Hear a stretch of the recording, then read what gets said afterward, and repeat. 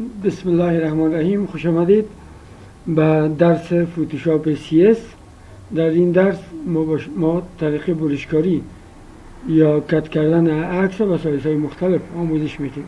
میریم بالای فوتوشاپ رفتیم،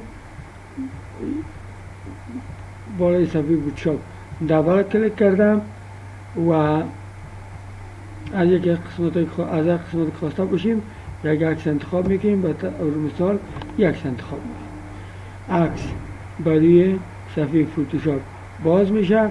در قدم اول کار که میکنیم کنترل شیفت ال فشار میدیم.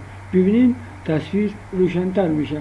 دوباره کار میکنم کنترل شیفت ال فشار میدیم. تصویر چی میشه؟ تصویر روشن‌تر میشه. بعد از او شما میریم به سایزهایی که مشمول کار داریم یا ضرورت داریم، چون میتونیم که سایز خود انتخاب کنیم.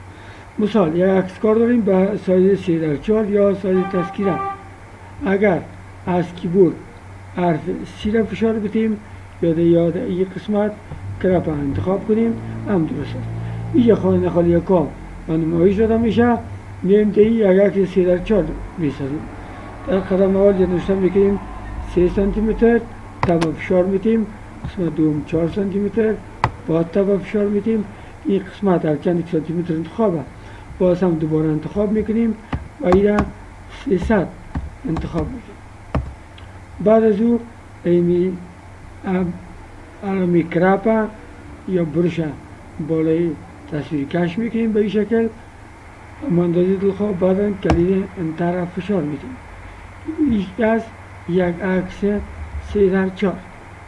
اگر خواسته باشیم دوباره به حالت اولی عکس بریم کنترل زیت فشار میدیم، عکس به حالت اولی خود برمیگرده.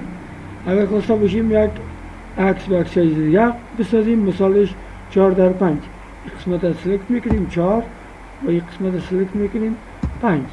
روی عکس بروش فشار میدیم و به این شکل یک عکس 4x5 و ما ساخته میشه. در این ویدیو فقط طریقه آموزش برشکاری را به شما یاد